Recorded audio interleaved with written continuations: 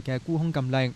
西班牙地方債係新一輪恐慌嘅導火線，有報道話最少6個地方政府需要尋求中央政府援助，而當地17個債台高築嘅地區負債高達1400億歐元。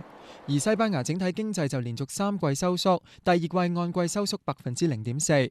意大利嘅地方債同樣令人關注，當地媒體報道至少10個城市都面對財政管理同融資問題。至於另一個火頭希臘，歐盟同國際貨幣基金組織代表星期2會前往當地評估財政改革進度，但歐盟執委會已經預告新一輪1300億歐元貸款喺9月前獲批嘅可能性唔大。無線電視記者陳正樂報道。全球最大嘅快餐連鎖店麥當勞季度業績差過市場預期，第二季純利倒退4%，至到大約13億5千萬美元，主要係受到全球經濟放慢以及係美元強勁影響。每股盈利1.32美元，而營業額微升至69億美元。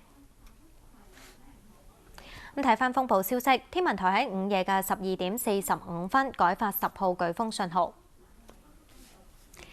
睇下其他金融行情。